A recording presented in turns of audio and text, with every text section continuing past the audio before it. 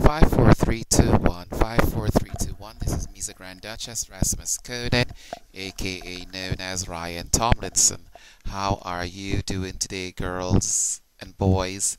Flowers and feathers. The month of May still reigns, darling. Special month. This is the original month for women. I always like to say that. This is Sunday, the day of rest for some people, the day of prayer, the day of meditation. Thanks. Whatever it is your day to dwell in and cherish and so forth. Mm. How good it is that we should have such delightful weather and delightful things to talk about and to be about. Oop, my little flowers just fed out of my thing. They're my darling decoration. So good to have it, so good to have it, darling. But I love spring, I love flowers, and here we are, showing it to its best of abilities. Something I love, darling. A gardenist at heart. Not a gardener, a gardenist. Because a real gardener know how to plant and make plants, darling. What am I going to say today? Today is Sunday. You know, I know how to say it light. I don't want to do anything too heavy. I put something on my Facebook if you want. But after my day of meditation, I said, there is victory where men least expect, and where there is victory where men least expect it, and justice where they come to rest. God's amends are. And by that I mean, never can tell what may be the triumph of your life. Don't look for it, for a triumph to be what you most expect it to be, or what you most expect it to look like. Instead, embrace yourself, uh, understand your purpose and your mission and your duty to yourself, family, children, whatever it is, and thenceforth find your victory unmeasured against anybody else. And so that must be your victory. Now, how about justice? We suffer terrible losses, terrible indignation, and terrible things. But darling, we don't lose sight that when other people sleep, they don't sleep restfully. Ambien has its purpose. Not to say that there are people that uses Ambien have something to be guilty about, but take it figuratively, not literally. And so therefore, I come to realize the victories in my life at this point, after my adversity, is not the adversity. It's not the result of the adversity itself, but the result of the expectations, disappointments.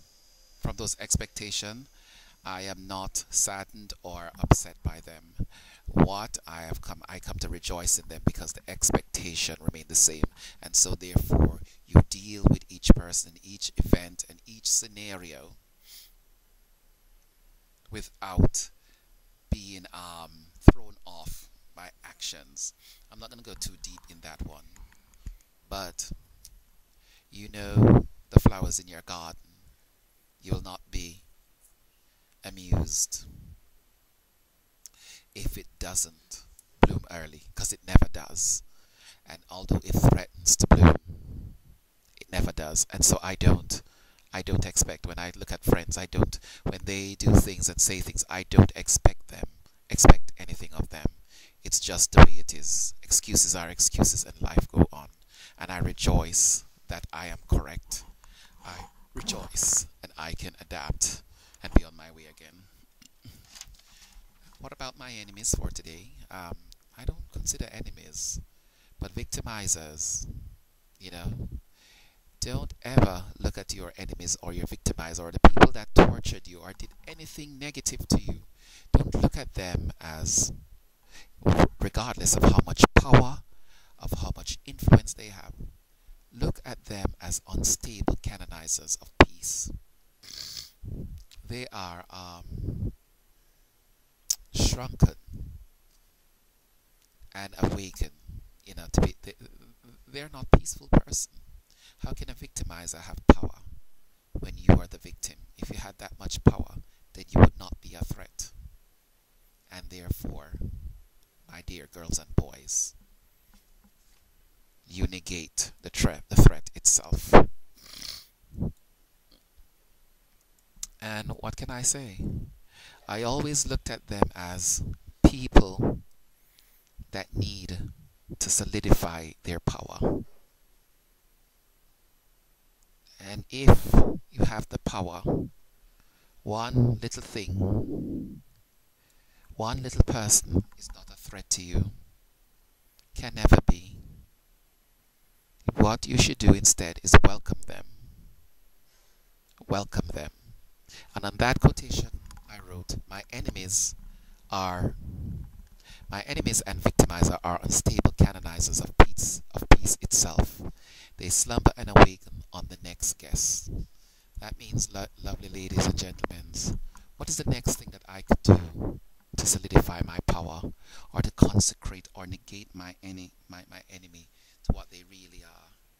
I shouldn't need to do that if I am knowledgeable, if I am wise, if I have power. My enemies are my enemies, and I can protect myself on a small level. But they are not a threat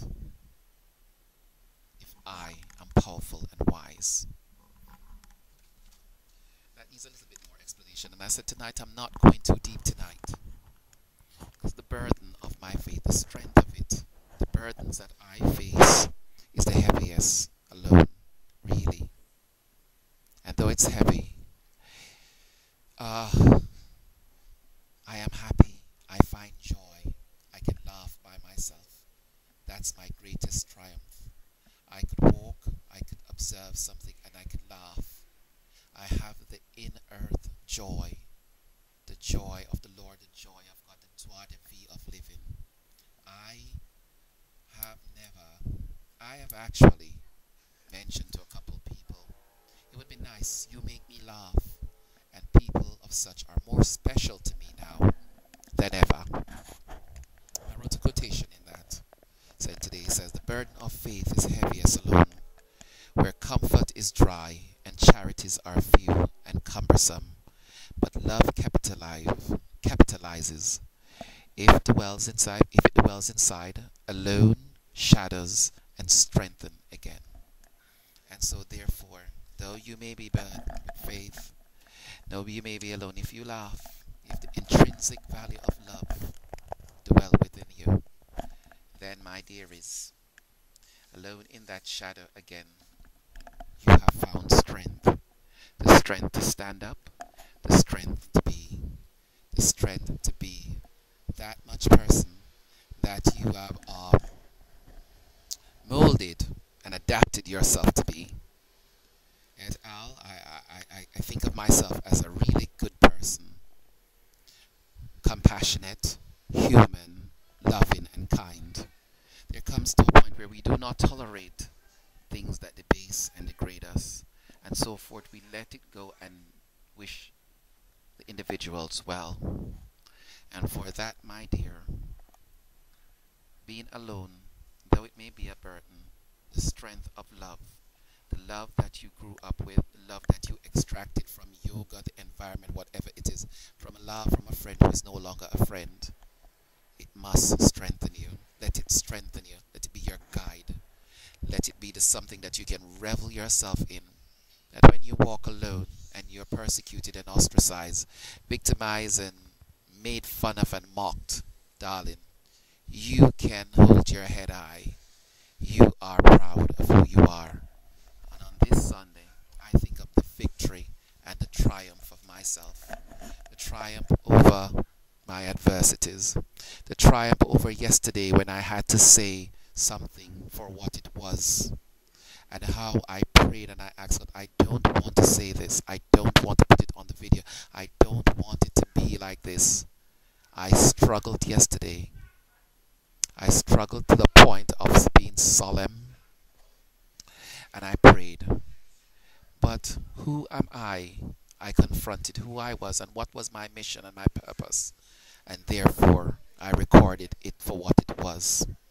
And these recordings, juvenile as they are a part of my strength. This is MEZA Grand Duchess Rasmus Coden signing off this evening. Have a good evening.